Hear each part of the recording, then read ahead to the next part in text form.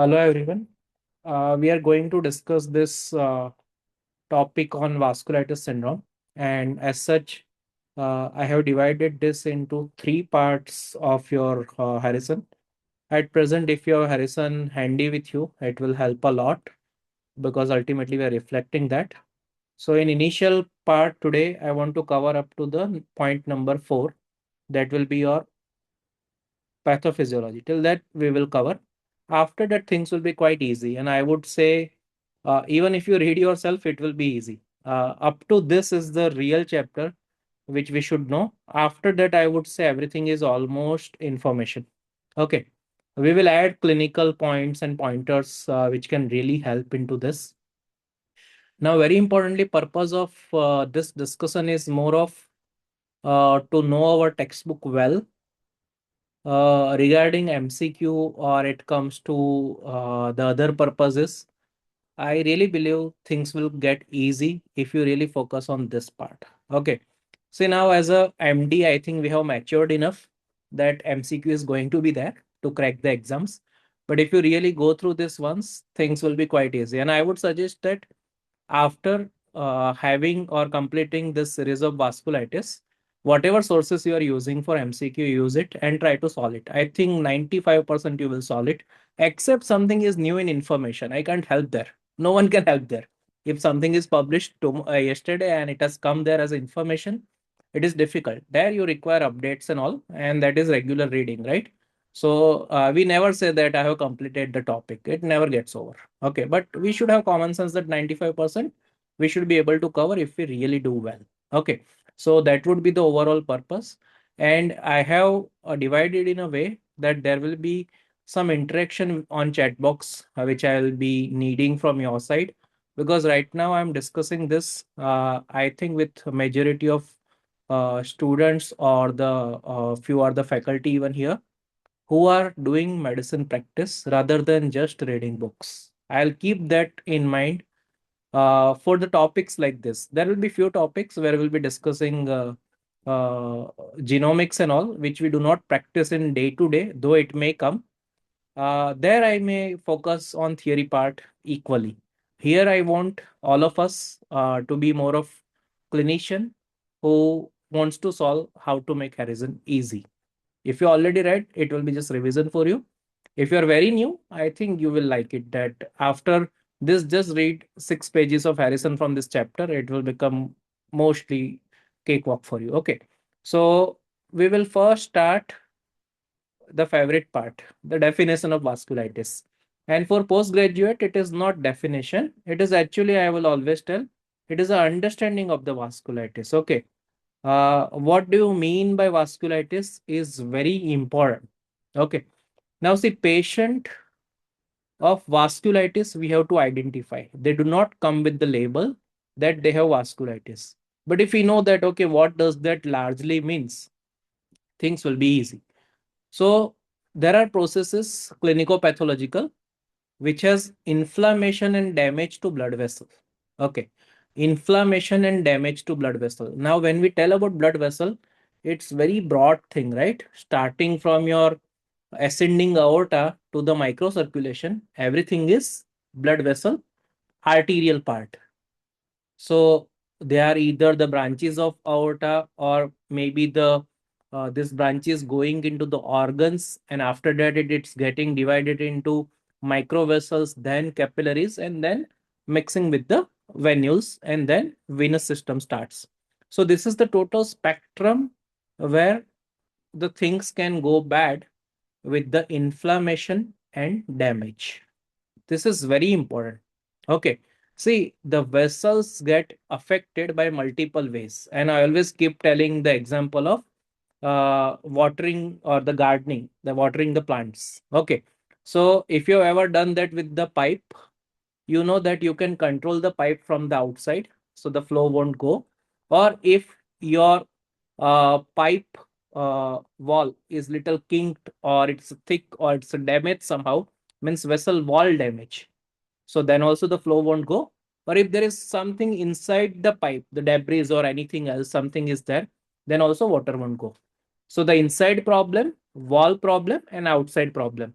everything can mimic like or the look like same. Okay, the water is not coming. So patient will come like that. The water is not coming, the blood is not flowing. In that, one of the cause can be vasculitis. So you cannot decide on initial symptom only that every gangrene is vasculitis, right? There can be many reasons of gangrene, the blood not reaching there. Every palpable purpura is vasculitis. No, that is also not true. So we have to be very careful to decide this disorders as vasculitis. Now, vasculitis is not as common as we think, specifically the primary vasculitis. So we have to be more aware about the conditions which can look like vasculitis, and that makes it perfect. See, the purpose of learning vasculitis is to identify which patient do not have vasculitis. Okay, this is very important what I am telling. And I will go through the three cases what I saw today. And that actually gave me pretty much idea that it was maybe the biased part that I was going to discuss vasculitis and I was getting references of vasculitis. Okay.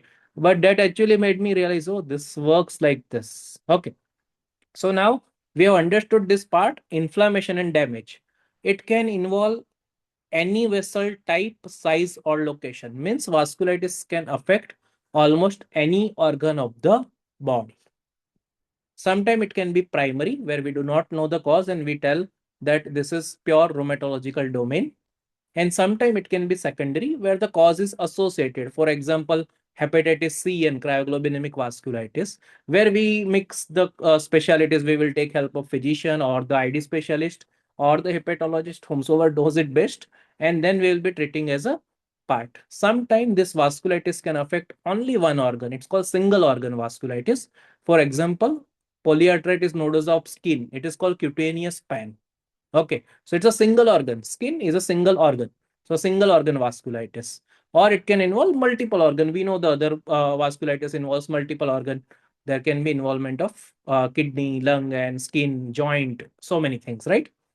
Now, one thing you really should be more aware or something, it will really teach you as a clinical pearl. Or let me ask you and you answer in chat box. Out of all organs in body, out of all organs in body, which is the organ which is very less likely to be involved in case of vasculitis? Out of all organ in the body, which is the organ which is very less likely to be involved in case of vasculitis? Okay, so you can type on chat box. I can see answer there, and you can answer anything. Okay, because I really want to discuss those things as if we are discussing outside the viva hall or the exam hall. कि vasculitis नहीं पढ़ा है, कुछ बोल दे उसके बारे में, right? So we always do that. So okay, I got one answer of pancreas, and it's a really good answer.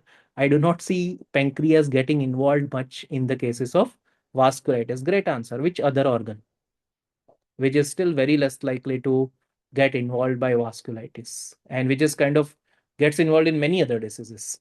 Liver. Yeah, that's very important answer. Okay, liver, pancreas somehow do not get involved much with vasculitis. And now see, this is very important line which is not given anywhere. Okay, because we observe and we see the book and okay, this is how polyarteritis nodosa present or this is how Takayasu present. No one tells that most of the vasculitis never involves liver. So what is the clinical take here? In your case, if you are suspecting vasculitis and if you see lot of transaminitis or the liver involvement, mostly forget the vasculitis. But medicine, you cannot make rules. One more viva or one more question in the similar line. Uh, how liver can be involved in vasculitis except the therapy related side effect? Forget that part. Okay. But otherwise, how it can get involved in the liver can be involved in the vasculitis, secondary vasculitis, like we will tell in the hepatitis B, hepatitis C. One answer I have given. Okay. Which vasculitis might have some transaminitis also? Okay. So that is the question. You can easily answer afterwards or remind me afterwards. That has to be solved. Okay. Now, before we go further, I actually want all of you to remember your one case of vasculitis, which you have seen recently or maybe in last 2 3 years and all. And I just want you to tell what was the clinical manifestation in that patient and what was the laboratory manifestation in this patient. Okay, so meanwhile you can start typing and I will start describing the three cases which I was called for. Okay, so the first case I got called from a patient who was admitted under nephrologist in view of rapidly progressing glomerulonephritis. So when I went to see this patient, actually she was around 35, middle age female.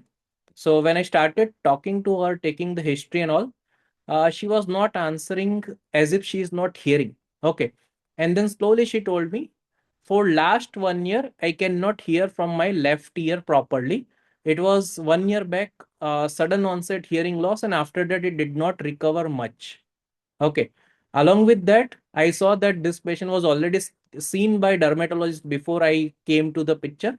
And the reference for dermatology was for the reason of palpable purpura over lower lips.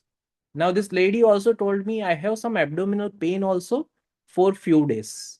Okay, so this was the picture we were building up, and I got hearing loss. I got RPGN as a reference, kidney involvement. I got palpable purpura, and I got some abdominal pain also.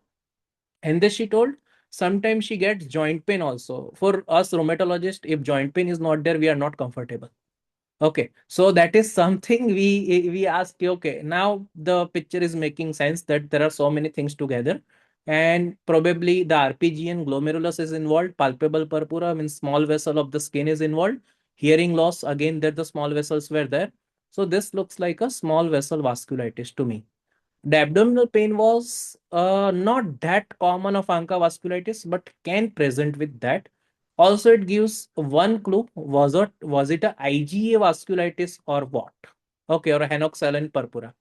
The age was not fitting, the history was longer, so IgA vasculitis become a little second consideration. But yes, and in IgA vasculitis, whatever I have seen and read, the hearing loss is not that common. So then clinical diagnosis, no, this looks like ANCA vasculitis more, or maybe it might have been overlapped with the IgA. That also we see. The rare things we won't discuss today, but that is the explanation. Then I went through the record. The anti-PR3 was positive even 6 months back. So my diagnosis was clear. This is GPA.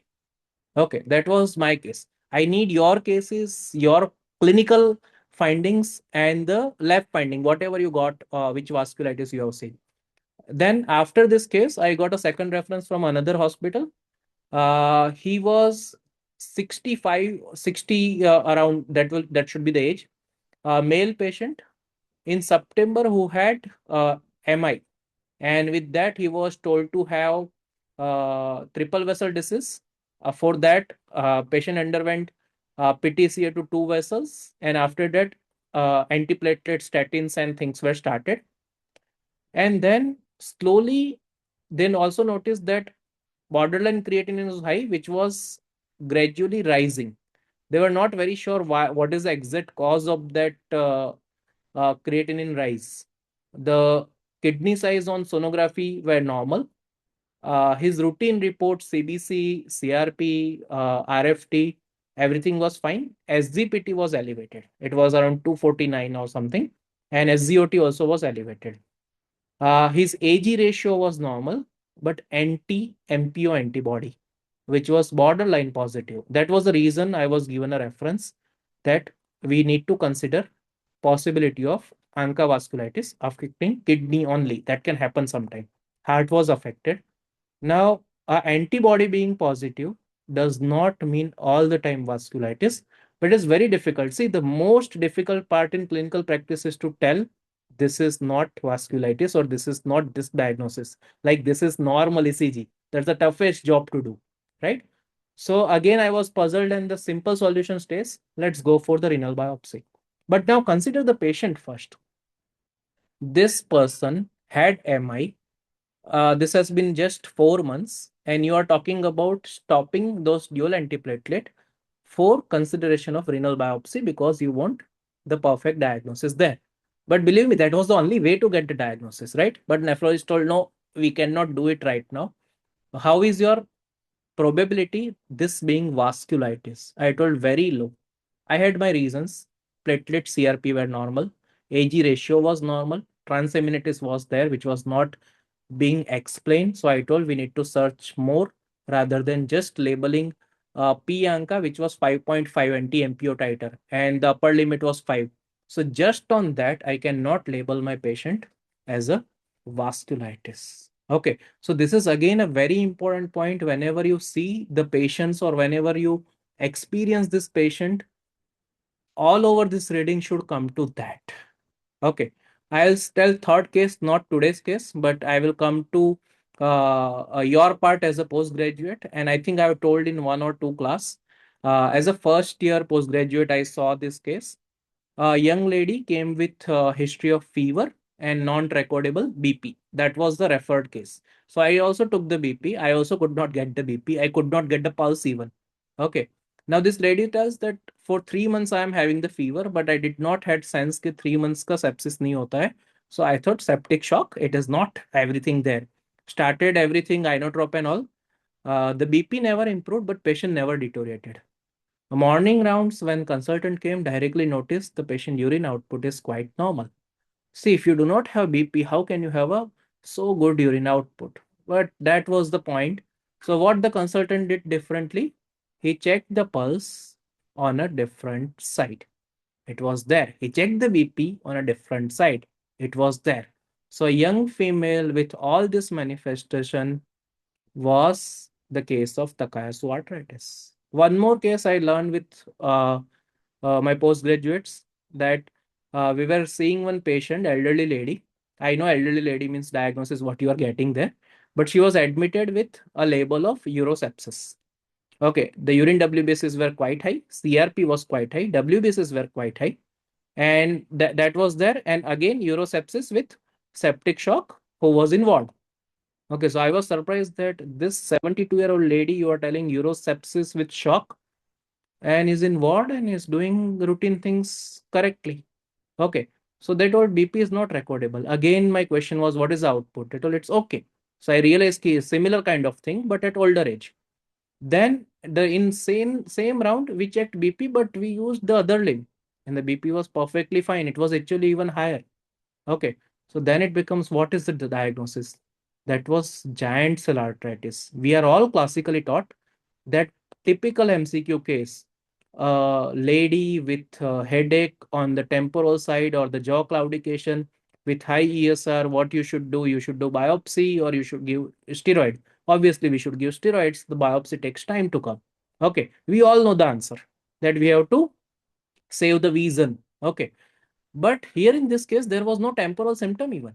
So GCA has one more variant. It's called GCA LV, large vessel variant, which can actually look like Takayasu, that asymmetrical BP and all that can happen. So these are the few cases. What tells us this is the spectrum of vasculitis. I missed one here.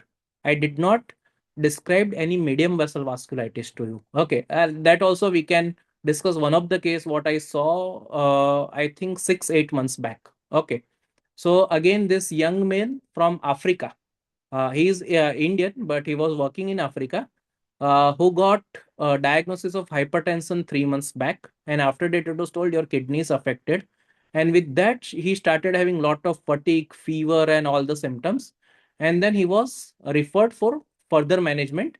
Uh, and he came back here.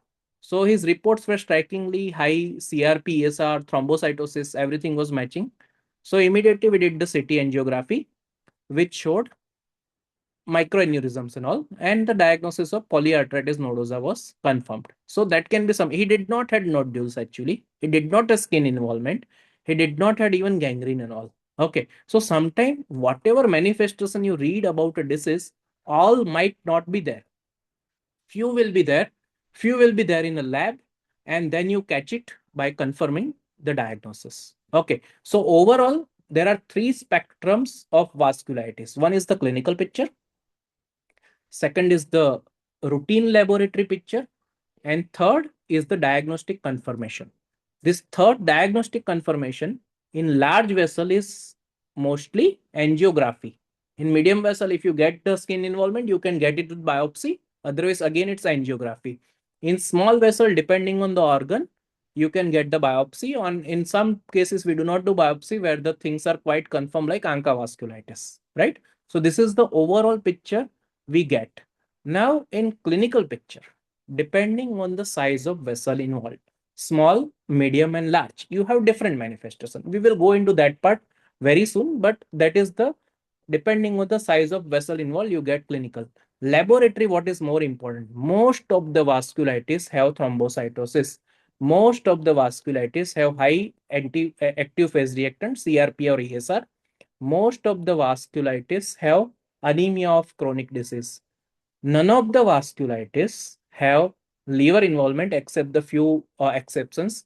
None of the vasculitis have leukopenia or thrombocytopenia. Please remember, there are certain instances or the cases like deficiency of ADA2 where the leukopenia and thrombocytopenia can be there.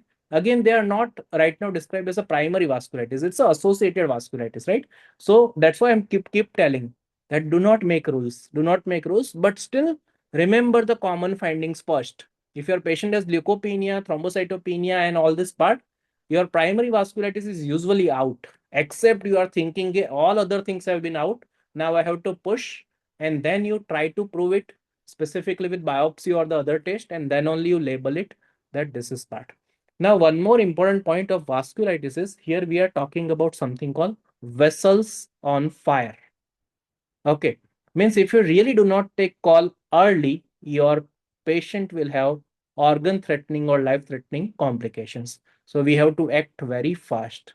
Okay, I would say vasculitis is something, even if I get message right now that there is a one suspected vasculitis, I will go after the class and see that patient. That is something I never want to waste time in those cases, because if you make a correct diagnosis, you can actually stop organ threatening part to go on. So always, vasculitis cases, never take it lightly. They are really serious. If we miss the day by day, the organ damage is accumulating. Okay.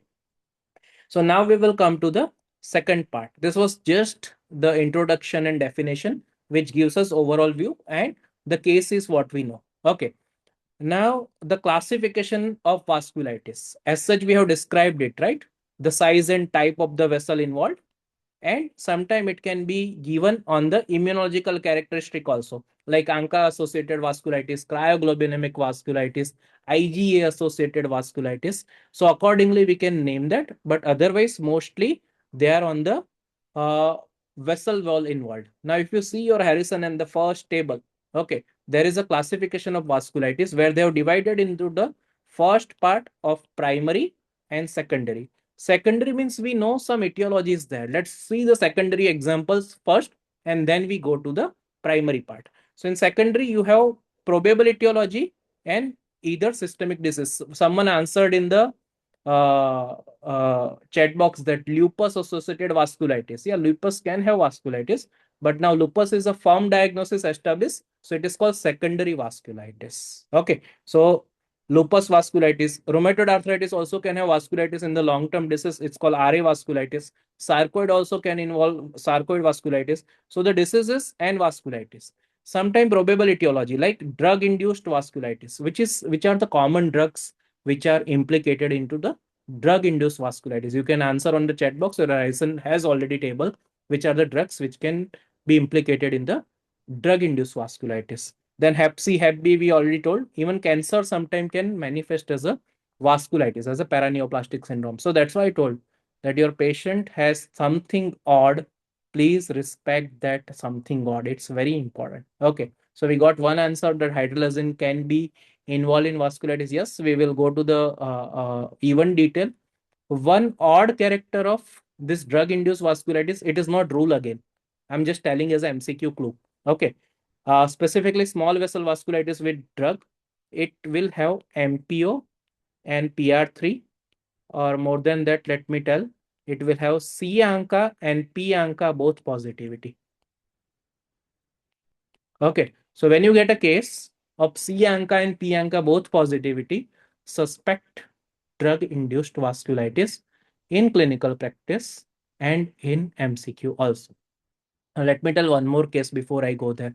And I realize while reading all this thing and making the outline of class with everything at the back of mind and all or everything in front in form of AI. Okay. The only thing which is left to me now is just to discuss with experience and insight of medicine. I think that will be the only part I can do. Information is in your hands. You can do better there. Okay. So don't worry about the information part. Let's just discuss the case. So I got one more a middle-aged male around 45. I'm 36, so it is not middle age now. Okay. So I got the middle age 45 male and who was very much tensed. And I told, what is your problem and what are the symptoms you have? We started the history part. And he told, my mouth feel very dry, doctor. Last 20-30 days, it is so dry that I'm not able to sleep also much. I told, okay, this is going to Sjogren or something. And I told, okay, fine. So now a 45 male with symptom of dryness. Then even family told that in this last 30-40 days, he has lost some weight also. He does not feel hungry. I told, okay, these are something red flags I need to address. After that, I asked what other parts. So otherwise, he is fine. No other issues, nothing. So I told, okay, show me your reports. His BP, vitals, everything clinically, things were fine. Even lymphadenopathy, splenomegaly, hepatomegaly. He checked everything clinically. Nothing was there. So it was always the no patient is telling something which is strikingly makes us think, this requires proper systemic evaluation, but examination is not telling much that which direction I'm going to. So obviously we went for reports what were already available. So his CBC was fine, RFT was fine, AG ratio was fine, CRPSR, everything is fine. Viral markers, LDH, uric acid, everything was done. And I was key, everything is normal, then why the symptoms are there? And then I saw one report of this both C ANCA and P ANCA both being positive. Okay. And it was actually done by ELISA, not immunofluorescence. It was done by ELISA. So one was 17 and one was 12, which so I cannot tell it is like just borderline high. In the case, what I told initially, it was 5 upper limit and 5.5. So whereas other things were not fitting, I disregarded diagnosis. Okay. So this was MPO and PR3, both positive.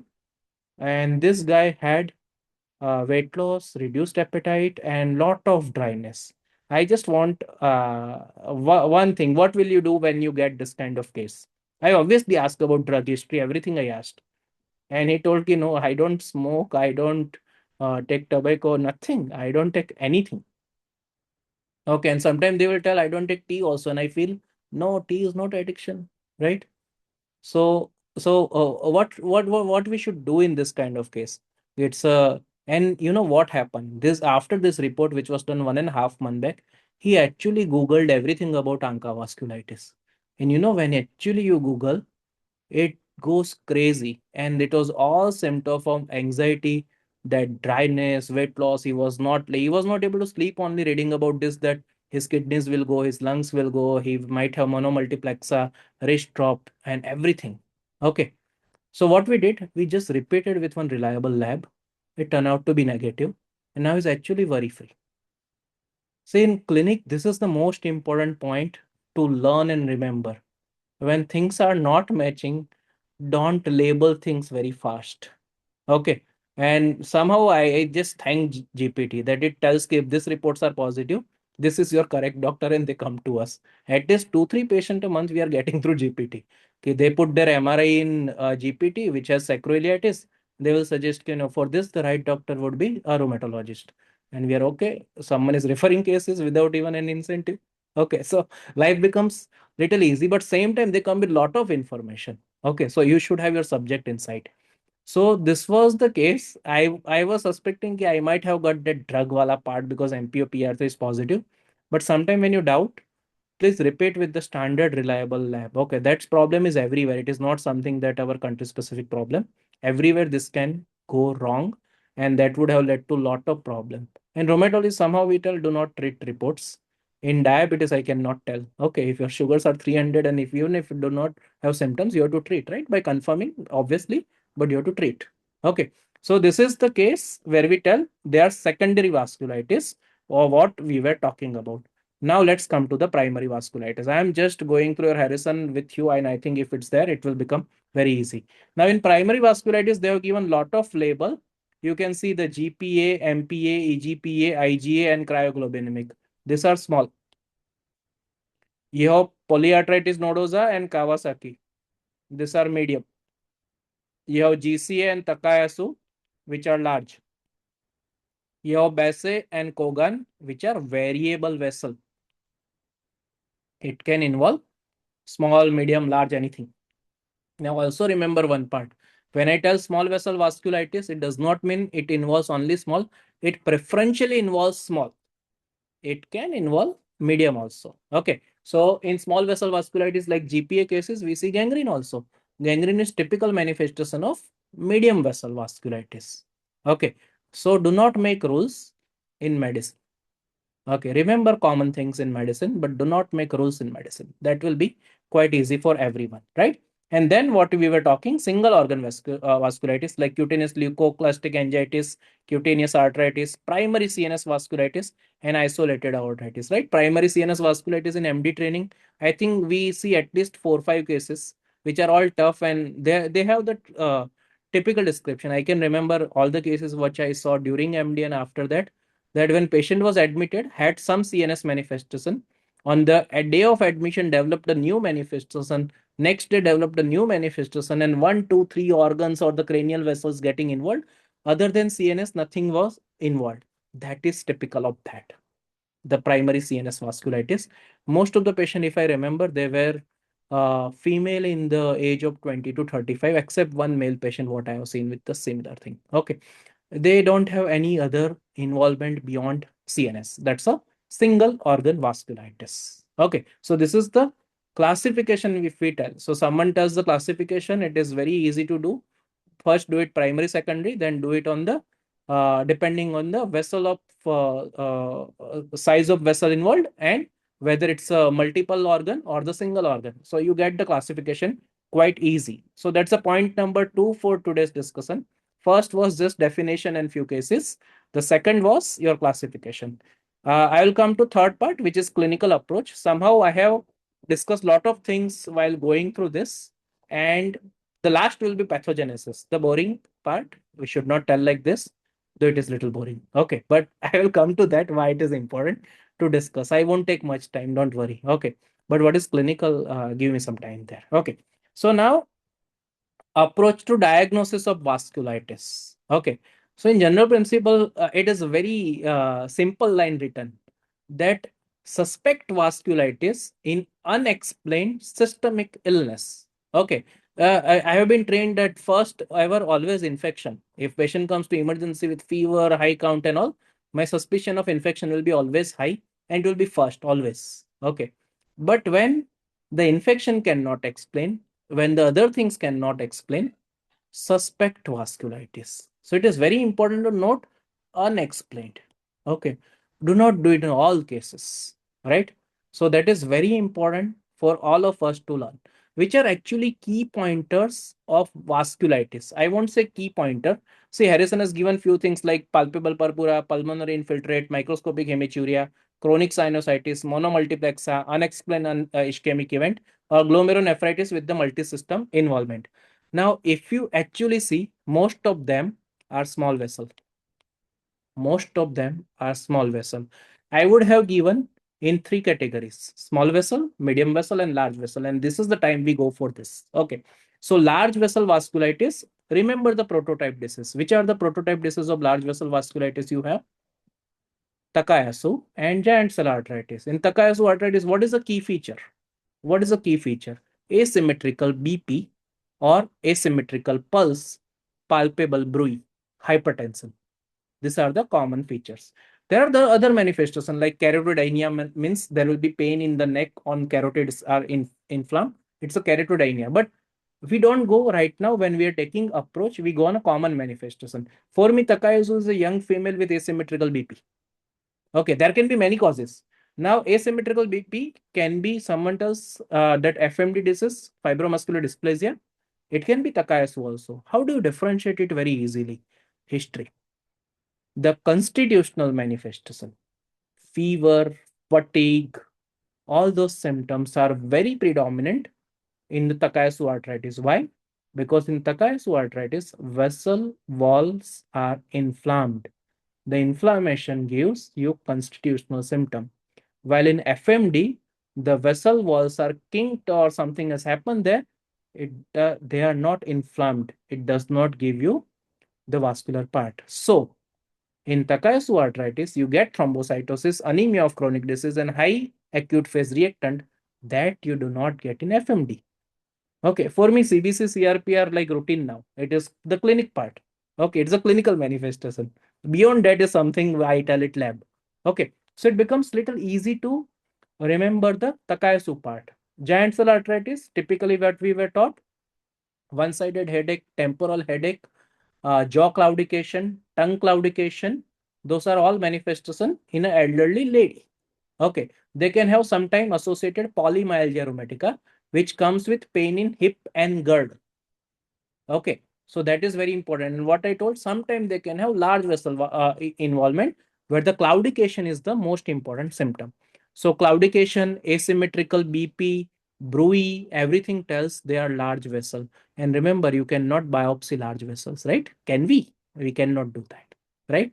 So that is something we should remember. We cannot do the large vessel biopsy. So the large vessel diagnosis ultimately will rely on angiographic findings, right? So these are the large vessel findings. And then you can tell, okay, there are signs like you have prominent temporal artery and all, which are very classical for large vessel. Then comes the medium vessel vasculitis, Kawasaki and polyarthritis. Kawasaki is pediatric. So in triage only, in emergency room only, we refer to this is pediatric case. Okay, so right now I'm not going much there. Let's discuss like MD physicians here. That polyarthritis nodosa. Constitutional feature are a very important symptom of that. Other than that, they can have nodules. It's a nodosa. So they can have nodules on skin. They can have gangrene. They can have monomultiplexa, foot drop, wrist drop, and all. Okay. They can have hypertension because kidney is getting involved. They can have sometimes coronary events also. Okay. What it does not have much, pulmonary involvement is very, very less common with polyarthritis nodosa. Pulmonary arteries do not get involved in polyarthritis nodosa. That's very important to remember in MCQ in practice. It will help you. When the pulmonary involvement is there, and if there is a gangrene, my first possibility becomes small vessel vasculitis, specifically the anca parts or the other parts. When pulmonary vessels, pulmonary things are involved. Okay, specifically the nodules or the diffuse alveolar hemorrhage. Okay, so this is about your medium vessel. The third is your small vessel. Small vessels, examples your ANCA vasculitis, IgA vasculitis, cryoglobulinic vasculitis, where your manifestation on skin is palpable purpura. In eyes, you have scleritis. In nose, you have recurrent epistaxis and sinusitis. In ear, you have hearing loss. In throat, sometimes subglottic stenosis can develop. In lungs, you have involvement in the form of diffuse alveolar hemorrhage or nodules. Even MPO can have ILD-like presentation also, anti-MPO vasculitis. Okay. Then you have gut. You can have small vessel ischemia there. You can have kidney involvement in the form of your glomerulonephritis. You can have joints involvement, specifically flitting arthritis. Sometime it will be there, sometime it will go. It is a flitting kind of arthritis. And then, of course, the constitutional symptoms which will be there. Somehow I have seen the myositis part not being there much in vasculitis. Again, don't make rules, please. Okay, but it is not there much common. The muscle weakness is not common in the vasculitis. None of the vasculitis actually muscle weakness I see, except that polymyalgia rheumatica patient will tell there's a lot of pain and they're not able to move the shoulders and the hip girdles and all. The moment you give that 20 milligram steroid, everything will be fine. Okay. So don't give every patient that 20 milligram steroid. But even when you have strong suspicion of that, which is being confirmed by your CRP and all part, or maybe the sonography which is showing, you already have some criteria also, right? Dasgupta criteria for polymyalgia rheumatica. So if you think this patient is fitting, you can start the 20 mg per day steroid. And if patient comes in 7 days, that, oh, everything is fine, probably you are dealing with PMR, polymyalgia rheumatica. Okay. So this is how I would say these are the key clinical feature to suspect vasculitis, whether it's a small, medium, or large, right? Okay, fine. So how do we go for this? Continuously, I have told that first you have to rule out mimics, but believe me, it is not that easy.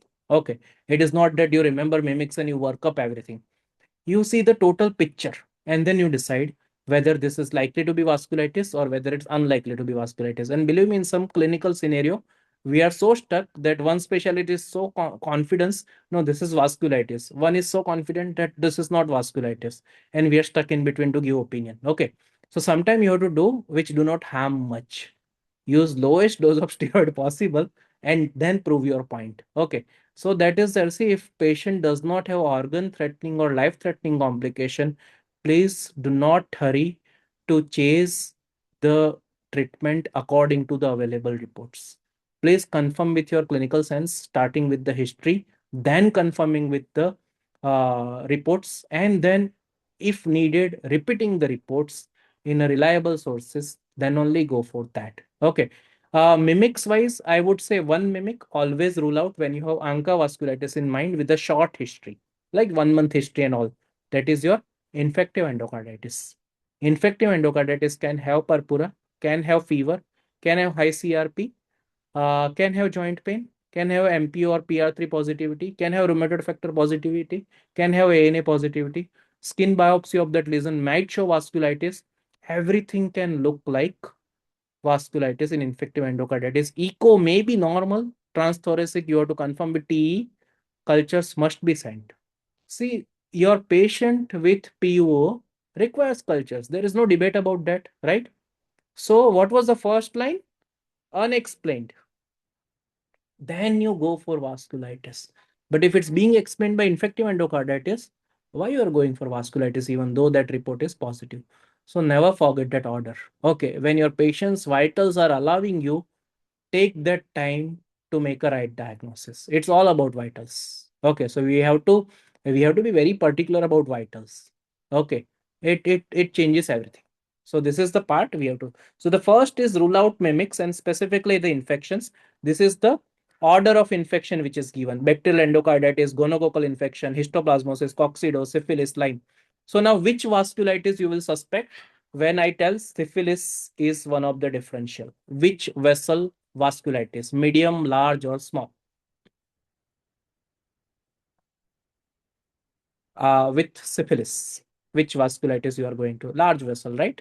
So with each infection, when you're reading the things, bacterial endocarditis, small vessel, gonococcal infection, small vessel, pulmonary histoplasmosis, small vessel, coccido, mostly small vessel, syphilis, large, Lyme, medium to large, medium to small, Rocky Mounted spotted fever, small vessel. Whipple is very odd for me, being a differential there. Whipple has like some manifestation like diarrhea, and then you have neuro involvement and all. So I can't fit into the vasculitis tempo very fast there. Okay, but it is given in Harrison, so I'll keep it as a mimic. Okay, then you have coagulopathy, antiphospholipid syndrome, and TTP. In antiphospholipid syndrome, what will be the direction? Large vessel vasculitis. In TTP, it will be small vessel, but you got thrombocytopenia. I told it is not common, so it is not mimic also for me, right? It is like quite common. Why you will have confusion of TTP versus vasculitis? So see, the textbook will say, as you will practice, you will start realizing, no, TTP and lupus is something, the game I keep playing. I have never played the game of TTP and vasculitis, right? So then you will realize, okay, some things are in book. You have to remember because MCQs are still left. In practice, they are not there. Okay. Then comes neoplasm, and this is my favorite, atrial myxoma. I'm yet to see, or maybe I might have missed some, but this is something important because atrial myxoma can actually have constitutional feature, high CRP, high ESR, high platelet, and they can, like, those micro things can go from there, can have gangrene and everything. So simple echo would solve the case if you order the echo.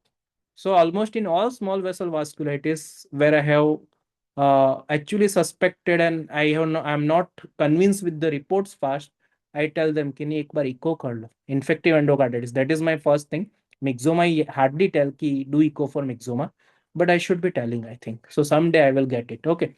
And then you have lymphoma, carcinoma, which can also present like vasculitis mimics. These are the drug which we were talking: cocaine, levamisole, amphetamine, ergot, arsenic, methyl These are the things which can mimic there. And what was that rule I told? Not rule, the common thing. both positivity. MPO, like C Anka, P Anka, both positivity can mimic like this. Okay. And then the other causes: sarcoid, thromboembolic, anti-GBM disease, amyloid, migraine, fibromuscular dysplasia, what I was talking, heritable connective tissue disorder, segmental arterial medulosis, and reversible RCVS, what we say, that can look like involvement of that. Okay. But see, everything, when you read sarcoid, the vasculitis will be mimic. When you read vasculitis, sarcoid will be mimic. Okay. In medicine, there are no mimics. You have to make diagnosis. And this was actually told to us by Sudha ma'am. I loved that. Okay. Okay. When you are actually making diagnosis, go with the proper approach and make the diagnosis. After that, you do this mimic business. Mimic business comes only when someone has labeled the diagnosis to prove it wrong respectfully. Okay. That's very important in medicine. You cannot have ego.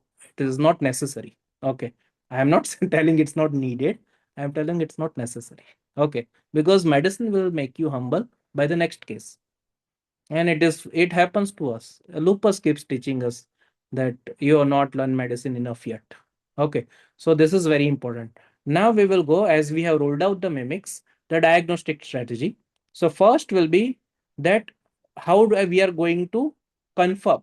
Okay, I already told that you have some serological report, or so you have angiography, or you have biopsy. These are the confirmatory part. And how you are going to do primary workup, the depending the which organs are involved. And it is very simple: CBC, RFT, LFT, urine microscopy. Fine. Now, in you have a patient with hypertension and gangrene and urine showing proteinuria. But if proteinuria without sediment, it favors more towards medium vessel vasculitis. With sediment, it favors more towards small vessel vasculitis. Why? Because the glomerulus is involved in small vessel, sediment will come. In polyarteritis nodosa, arcuate vessels are involved. Once that renal artery goes into the kidney, after that it turns out to be arcuate arteries. That's the level of involvement in pen, where the glomerulus is not involved, so you do not get sediment. But in clinics, I learned something different. If sediments are there, I suspect small vessel vasculitis. If sediments are not there, I suspect medium or small vessel vasculitis. Why?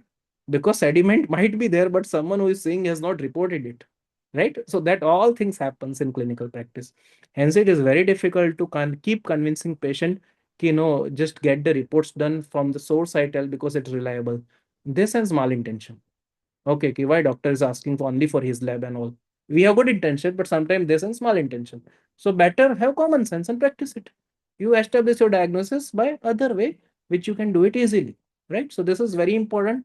And in practice, you will learn slowly that repeating reports do not make much sense until unless you are sure that this report decides everything about the patient. Then do not bargain, do it.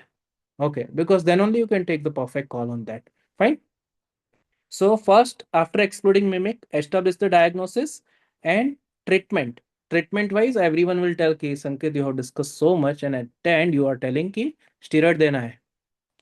Okay, you could have told ki vasculitis hai, irrespective of vessel size involved, give steroids.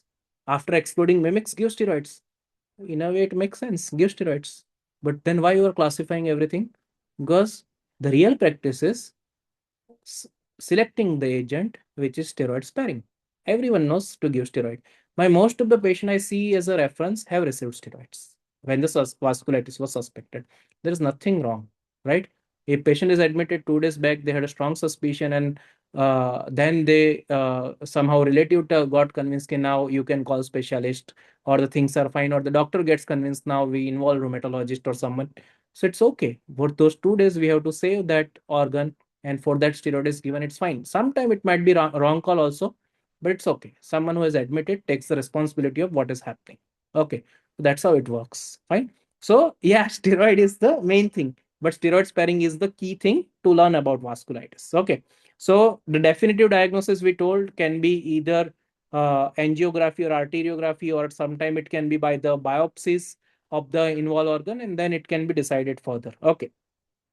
Treatment principle, what we talked: once you rule out mimics, once you have done the job of establishing the diagnosis, you have given steroids, and after that you go for steroid sparing agent depending on the vessel involved in these cases. I know we have discussed for, I think, around 50 minutes. So last 10 minutes I will take, and then we will wrap up. And then if you have more questions, I will address that. Okay. So the steroid is there. Other than that, you need to select steroid sparing agent. Okay. For every vasculitis, there is guidelines, except I think for polyarteritis nodosa, we do not have the definite treatment guidelines. Otherwise, for small vessel vasculitis, for ANCA, there is a separate guidelines. For IgA, there is separate guidelines. For cryoglobulinemia, there is good principles of guidelines. For Kawasaki, there is a definite guideline. For Takayasu, there is a guideline. For GCA, there is a guideline. So we follow guidelines. What agents are given there, we work on that. In ANCA, most of the time, it is cyclophosphamide or rituximab as a starting therapy, and as a maintenance, it goes for rituximab. But if it's EGPA, mepolizumab comes in discussion. Okay. For polyarteritis nodosa, other than steroid, most of the time, it's cyclophosphamide.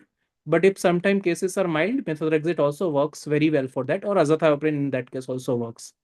In large vessel vasculitis, if it's GCA, tocilizumab, upadacitinib, methotrexate. These are the options other than steroid. In Takayasu arthritis, also similar therapy, mycophenolate, methotrexate, sometime TNF inhibitor, or the tocilizumab. These are the common therapy. And of course, your cyclophosphamide or the azathioprine. See, now this is the part what I spoke with little confidence is only the reason I understand pathophysiology of vasculitis, what I'm going to talk. Okay, so the pathophysiology actually determines that what process is going in this particular vasculitis. So for that vasculitis, this should be the steroid sparing agent. Okay, that is the most important point to learn from pathophysiology. Learning pathophysiology, though it is boring, can actually tell you why patient has this symptom and that symptom, and it can also tell you which therapy will work best in this kind of cases. Okay. So many of the time we discuss with pathologists, did you see the granuloma in that case? So granuloma versus no granuloma may switch my therapies. Okay. Sometimes we do not have the serology of ANCA there or something there. Okay. And you have to take those clinical calls when we all are sure that infection nahi hai, this is not malignancy, this is not something else. This is vasculitis, but we are not able to establish the exact connection there. But we need to treat because steroid, how long I will give, right? So I need to taper my steroid, but for that, I need some agent which can be steroid sparing. So that all gets decided on your understanding of the disease. Sometimes we tell most of the large vessel vasculitis, na, these are the therapies which are working. If it's Takayasu, this is working. If GCA, this is working. So you go for that. In all your this board review questions, specifically the MLA type, US MLA type question, everything is done. The biopsy is done and all. But really, you see the GCA cohort from our country, you won't get biopsies much common. Yeah, we get up to the Doppler, we get up to even PET scan. When it comes to biopsy, either we lack the expertise to get those vessels everywhere by the plastic surgeon or vascular surgeon, or sometimes patients are not willing. Doctor, you got the diagnosis, now you got the Doppler, you got the CRP, you got the PET to tell there is no malignancy or other infection going on. Why you are doing biopsy for me? In practice, you accept that because you also told, yeah, I got the diagnosis. Why I am going for biopsy? Just to prove my textbook, right? Okay, so sometime we do take that call. But during training, mostly I never used to argue. I used to get biopsy done. Okay, because I wanted to see what is happening. And institute has that responsibility to prove it to the core that okay, this is the perfect case of that, and this is how it is being treated. But sometimes scenario changes in institute as well as in the clinical practice. We have to respect that. If you get the diagnosis, then don't keep pushing the invasive procedures. Okay, so this is uh, important as a part. Now, before I go to the pathogenesis, this is one line I really like about the Harrison part, which was given that avoid aggressive therapy in self-limiting conditions like idiopathic cutaneous vasculitis without any systemic involvement. I get many cases, the skin has involvement, looks like vasculitis, other causes are ruled out, no other organs are involved, nothing else is involved. Sometimes just NSAIDs work for these patients. So it's not all the time steroid is my answer for vasculitis. There are few examples where steroids are actually not the answer. Simple therapy, and within 4-6 weeks, they are fine. It was some secondary infectious trigger which led to this reaction. Now just wait for that to resolve. Always keep the watchful monitoring because your skin is a small vessel. Look at your kidney, look at your, see, how do you look at your kidney? Urine microscopy and BP. You check this two part regularly, it will give the part. You look at the other parts, whether pulmonary involvement clinical is coming with cough or hemoptysis or something. You look at dyes, there is claritis or the redness or coming. So you keep looking at those part clinically. Explain to patient if anything develops, please come back as soon as possible. And if things are fine, you can wait and things can go fine. So we have done this in few cases and it really works. Okay. But in few cases, you don't wait. Okay. Like if patient is with diffuse alveolar hemorrhage and if your infectious causes are out, just fire that steroids. It is required in those cases. And they're actually scary. Okay. So those are the cases you won't be waiting much, right? So now steroid and immunosuppressive agent, what we talk, that it is selected on the organ involvement, disease severity, toxicity profile, and these are the common agent I was talking about: cyclo, methotrexate, azathioprine, mycophenolate, rituximab, tocilizumab. These are the kind of things which we keep using for this part. Now this is something monitoring and toxicity prevention. This I would say is quite important part from Harrison, which is repeatedly being asked in MCQ, specifically cyclophosphamide and the WBC's maintenance. It should be more than 3000 total count, while the ANC should be more than 1500. Okay, you have to monitor for bladder cancer. Take in aim with ample fluid. So cyclophosphamide has that one rule. Even if you are giving infusion, I have always preference your morning data. Okay. See, night you give cyclophosphamide, you have to keep telling after cyclophosphamide patient that keep urinating every 2-3 hours. Night they won't sleep then. Okay. These are very important factors for patient and it should be for us also. That I can do the same job in morning. Okay. So better always starts your cyclophosphamide in aim. It is very important. Okay, after 12 o'clock next day. Okay, until unless it's emergency. ICU, your catheterized patient, don't worry about all this part. Please give that cyclo. Okay, but it's quite important that patient keeps urinating because the chance of bladder cancer comes. The doses what we use for vasculitis, no, usually it does not cause it. Okay, it is more, but it is not, it does not cause it. Usually it does not cause it. Okay, you have to be always watchful in that. So, okay, and this is the monitoring with methotrexate, azathioprine, mycophenolate, rituximab. When it comes to theory, I'll come to that. One more MCQ with tocilizumab, they will ask you lipids.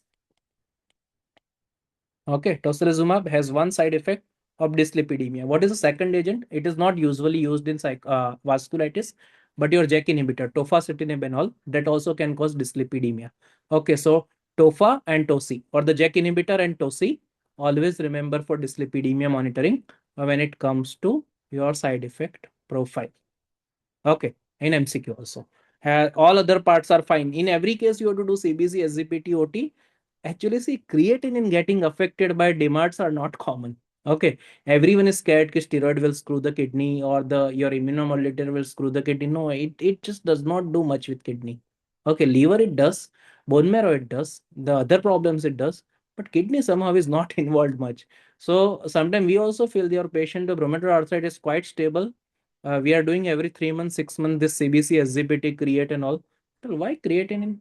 Okay, does not cost much and does, but still I feel it is okay if we really skip it. Okay, we can do every 1 year just for monitoring part. Otherwise, it really does not affect kidney. And in when you are treating RA properly, you are not using NSAIDs much. Again, NSAIDs do not cause that CKD much. Okay, in initial part it can cause AKI, but long-term use and CKD, please read about that. Does NSAID really cause the CKD that commonly as it is implicated in the CKD? Okay. As a physician, as a MD, I think we should know that part very clearly. And I would say just read from Harrison, no other source. Okay. Drug and kidney injury, it is there in nephrology. Please read it properly that what NSAID does to kidney in the part of AKI or tubular injury or the AIN, it does not do much to CKD. Okay, so that component we should be sure. When patient does, I will just mostly agree with them. Ki, हाँ, okay, but inside you should know that what is actually happening. Okay, so we use lot of NSAIDs, so we have to be careful about what drugs you are going to use lot. Na, you should know about the side effect and confidently with proper evidence that will help you. Okay, so I think it is 10:30. Before we go there, so this was prophylaxis, and we keep talking whenever you are combining steroid plus cyclo or rituximab or even I would say MMF. Please use cotrimexazole prophylaxis. Okay. that Septran DS or the Bactrim DS, which comes in double strength, 3 tablets in a week. I have that common order on my things. So whenever I am going to treat this patient of ANCA vasculitis, where these therapies are going to be used, it always comes Monday, Wednesday, Friday, one tablet. Patient should receive total 3 tablets in a week. Patient should receive of quatrimexazole double strength. Very important. Other prophylaxis, more on a common sense rather than going there. There is one more prophylaxis of staphylococcus we use for ANCA vasculitis with mupirocin. Okay, mostly your dermatologist colleagues can guide, but mupirocin nasal application. Staphylococcus has some implication in the ANCA vasculitis. It's better to clear patient from the career state. It will help a lot. Okay. So this is overall we discussed diagnosis approach, how do they present, how should we work up. Once diagnosis is established, how should we start treatment, and how we should confirm further by the etiological assessment. Okay. This is the fourth part. Should we go ahead? I just need 1 or 2 years, then only I will go ahead. Or we can skip it. It's fine. Next class I will discuss. I'll try to take maximum classes. At least I'm starting with rheumatology, then I will explore the other part of it. I think let's keep it close here. Pathophysiology will start from the next class, and then the GP and all other part we'll discuss as a part of vasculitis. So with this, we will end it here. But yeah, I'm open to questions. Few questions we can take. And you can either message me or put on the group. Overall, this kind of discussion, if you like. See, now just read your 6 7 pages of Harrison. I will even suggest skip the pathophysiology part. Read the total chapter of vasculitis. It won't be that difficult, because my next 2 classes is nothing, I think, except the pathogenesis. I have to just tell you what is there. It's information. CNS vasculitis having lymphadenopathy. No, it is not common. Do the biopsy of that if there are significant lymph node. You may get some lymphoma or something. Okay. Cause of vasculitis with liver involved. Yeah, you get transaminitis in Kawasaki disease. Okay. So that is important. Even in GC, it is written that ALP mostly, but SGPT-OT can be borderline elevated. That is again Harrison line, I think, or Kelly's rheumatology has given it. So I think only there were the 2 parts where I was given. Ah, MFM and AZA, what do you have to worry about or monitor? It's very clear. I think it is given in the table or the part. You are more worried about the lymphopenia. Okay, with azathioprine, I would say neutropenia. With MMF, I would say it's more about lymphopenia. So leukopenia to tell. And in azathioprine, it is even transaminitis. Ideally, you should do the TPMT part if it's available. But in mostly in practice, what I'm doing is I'm starting very low dose of azathioprine, 25 milligrams 001, and I'm monitoring CBC SGPT at day 10. Then again at 14 days, I'll increase dose to 50. Then I will take to 75, and then I will go to 100. 2 milligram per kg I preferred. The book says you can go beyond that. But most of my patient, 1.5 milligram per kg, I stop, and it works for most of our diseases. Any role of sending autoimmune panel in CVA patient? See, the first thing I would say, there is no autoimmune panel. Okay. Like you have RF, you have anti-CCP, you have AN, you have ANCA, you have some uric acid. That is the autoimmune panel. I have seen those panels in hospitals. Okay. It makes a lot of money. Okay. But in clinical practice, it confuses, right? So you have a patient of CVA who was 52-year-old, and we have sent that CVA panel, and it comes that anti-cardiolipin IgM is positive, right? And then all the question starts, whether it's antiphospholipid syndrome or not. So if you have all the risk factor out, okay, patient does not have atherosclerosis, the other side, heart is completely fine, that IgM deserves some respect for sure. Now answer the question that stroke CVA, how you were going to treat. Most of the time it's a double antiplatelet with statin. Okay. So you are fine, or you have already thrombolized. That is also cool. Okay. After that, what you were going to do? See, now good part about the antiphospholipid syndrome and stroke is it is not compulsory warfarin. Okay, it's preferably warfarin over dual antiplatelet, but not compulsorily. So if you are doing with the dual antiplatelet, you are doing great job there. You have 12 more weeks to repeat that anticardiolipin and then to confirm it. If the anticardiolipin comes positive and all other parts are negative and nothing else is there, I still will debate about dual antiplatelet versus warfarin. Okay. If I feel that no patient has other risk factor or has other history in the past also of DVT or something, I would have switched to warfarin very easily. Otherwise, no. You can't give dabigatran and all to this patient. You have to go for warfarin if it's antiphospholipid. See, antiphospholipid is still line into line. But if you get, suppose this patient has ANA 2 plus, we are stuck now, right? What to do with this patient? So most of the time you order ANA profile that also shows SSA is 1 plus. Then we are again stuck. So I would say do not go for uh, direct panel, but in all selected cases, you decide if this is so-called stroke without risk factor, you want to work up for APLA, work up for APLA, not beyond that. I won't go for rheumatoid factor, ANCA and all for all stroke. I won't go there. Okay, this is very important because I told rheumatology is very confusing branch when it comes to investigations. Okay, so before we order panel, we should be sure on interpretation, or we should be sure we have one person available who can interpret it. Then only order. Okay,